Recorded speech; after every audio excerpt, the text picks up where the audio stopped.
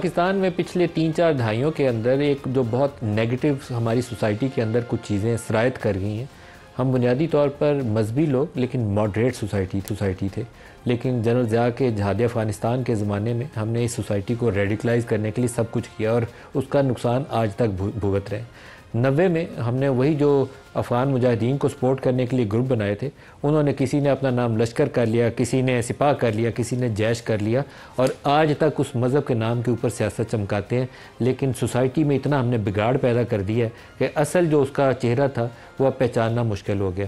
اس کی اصلاح کیسے ہوگی یہ کہنا بڑا مشکل ہے، لیکن 25-30 سال ہمیں ایک ایسی راہ پہ چلنا ہوگا جہاں پر یہ جو ایکسٹریم آؤٹ فٹس ہیں نا، ایکسٹریمسٹ آؤٹ فٹس ہیں، ان کا راستہ مسدود کیا جائے اور ایک ماڈریٹ ایلیمنٹ کو، سیاسی لوگوں کو اپنی جگہ بنانے کا پاکستان میں ہم ایک سپیس پرووائڈ کریں اور ان کو سٹرینتھن کریں، سیاسی جماعتوں کو مضبوط کریں تاکہ یہ جو جتھے ہیں، جو جیش ہیں، یہ جو لشکر ہیں، ان کو کمزور کیا جا سکے.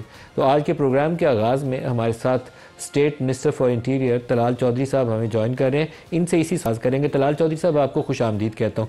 ابھی سے چند منٹ پہلے آپ لوگ پریس کانفرنس میں ٹی ایل پی کے حوالے سے گفتگو کر رہے تھے. پہلے تو میں آپ سے یہ جاننا چاہتا ہوں کہ کوئی ایسی درخواست پنجاب حکومت کی جانب سے آئی ہے کہ ٹی ایل پی کو پاکستان میں بین کر دیا جائے، کالعدم قرار دیا جائے؟ دیکھیے، ابھی تک تو ایسی کوئی چیز میرے علم میں نہیں ہے، لیکن یقیناً جو ریکارڈ ہے اور جو چیزیں سامنے آئی ہیں اس حوالے سے پرتشدد اور اس طرح کے ایکٹیویٹی میں جو انوالومنٹ ہے وہ سب سے زیادہ اسی جماعت کی ہے. اور حالیہ اس جو ان کا مارچ تھا یہ بھی پہلے پوائنٹ سے لے کے آخری ختم کر دیے جانے تک یہ انتشار کا یہ تشدد کرتے رہے. اور اس تشدد کا آغاز اور اس سے پہلے انتشار والی جو تقاریر ہیں وہ سوشل میڈیا پہ موجود ہیں جو ان کے سربراہ بلا وجہ کرتے رہے. حالانکہ اس وقت تو نہ انہیں روکنے کا یا نہ روکنے کا کوئی فیصلہ بھی سامنے نہیں آیا تھا، اور یہ لگاتار اس طرح کی ایکٹیویٹیز میں انوالو ہیں.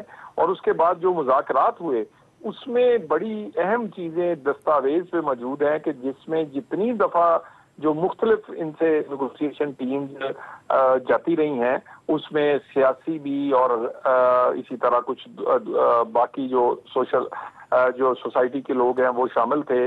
وہ تو اس میں بھی یا ان کے اپنے ذاتی پیسے جو ضبط ہوئے ہیں ان کا مطالبہ تھا، اپنے مارچ کا جو خرچہ آیا اس کا دینے کا مطالبہ تھا، کسی اور اسی طرح کچھ لوگ جو کہ کنوکٹڈ ہیں دہشت گردی اور قتل کے معاملات میں ان کو جیلوں سے رہا کرنے کا تھا، جن کا کوئی تعلق نہ ان کی جماعت سے تھا اور نہ ہی بلا واسطہ کسی مذہبی جماعت سے تھا.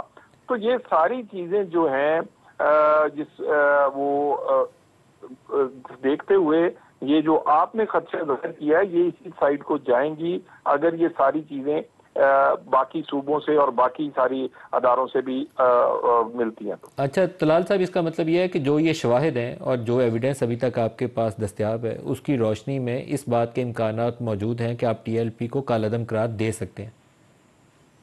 دیکھیں، یہ فیصلہ تو یقیناً ایک پورا جو طریقہ کار دیا گیا ہے اس میں نیکٹا جو ہے وہ بھی اس کے پاس بھی یہ اختیار ہے، ای سی پی کے پاس بھی ہے، پھر اس کے بعد وفاقی حکومت بھی کر سکتی ہے، کوئی صوبائی حکومت بھی اس میں اپنا بھیج سکتی ہے، ریفرنس بھیج سکتی ہے.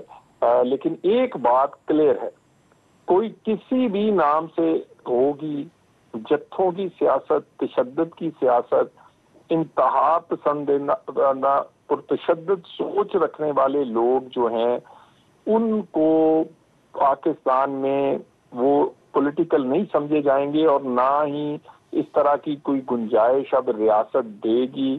یہ بالکل کلیئر میسج ہے اور اس میسج کا اطلاق پچھلے کچھ عرصے سے آن گراؤنڈ ہو بھی رہا ہے. اور اس کا ایک جو آپ نے دیکھا ہے کہ ان کو جو ڈسپرس کیا گیا اس کا ایک یہ واقعہ ہے.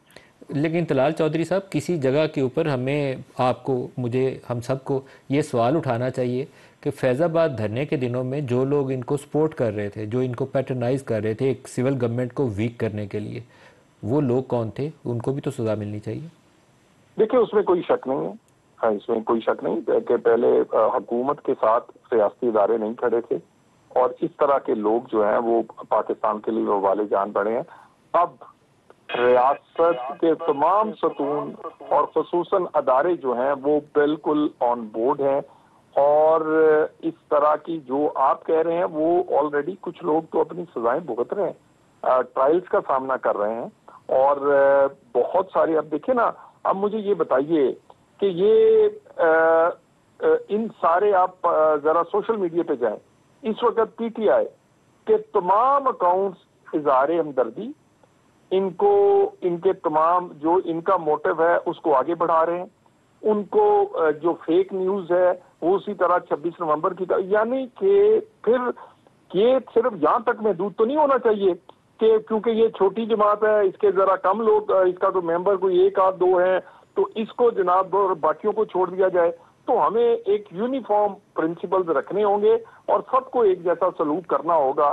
تشدد کا راستہ 9 مئی ہو, 26 نومبر ہو یا پھر یہ والا TLP کا ہو, یہ اب کسی کو اجازت نہیں دینی پڑے. طلال صاحب, عام طور پر یہ سوچا جاتا ہے کہ اگر جماعت مین سٹریم ہو اور ماڈریٹ ہو تو وہ بہتر راستہ ہے. کالعدم قرار دینے سے وہ انڈر گراؤنڈ ایکٹیویٹی زیادہ تر وہ تشدد کی طرف لے جاتی ہے. تو آپ دونوں چیزوں کو وے کر کے صحیح سے اس کا توازن کون سا بہتر ہے پاکستان کے حق میں, پھر ہی فیصلہ کریں گے.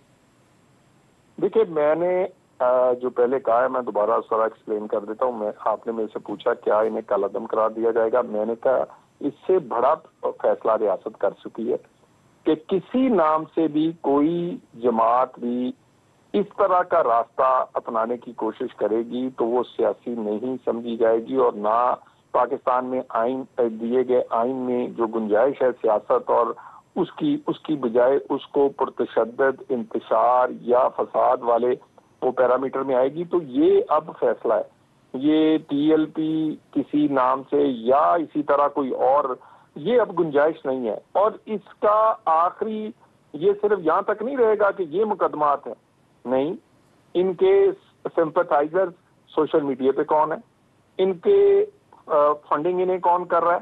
مجھے آپ یہ بتائیے ملک صاحب کہ ایک تجوری سے ایک جو کہ صرف ایک سرچ ہوئی ہے اتنے 20 کروڑ کے قریب اور 70 برانڈڈ گھڑیاں صرف ایک سرچ میں نکلی ہیں.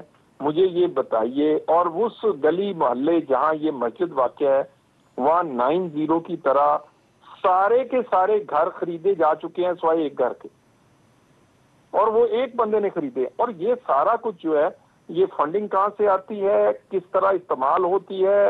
اور اس کے بعد دیکھیے افسوس کی بات یہ ہے کہ وہاں سجدہ شکر ادا کر رہے ہیں لوگ, وہاں پر جمعے کو وہ سجدہ یوم تشکر منائیں گے اور یہاں پر یوم احتجاج یہ منانے کی کوشش کر رہے ہیں. اور غزہ کا معاملہ ایک حد تک حل ہوا ہے اور انہوں نے اسی پر احتجاج شروع کیا ہے. تو بہت ساری جو انٹیریئر منسٹر نے کہا ہے کہ یہ آئے دن بلا وجہ کے جو احتجاج سامنے آتے ہیں اور اچانک آتے ہیں, ان کی کوئی نہ کوئی وجہ جاننے کو آج بھی تو کل ضرور ملے گی.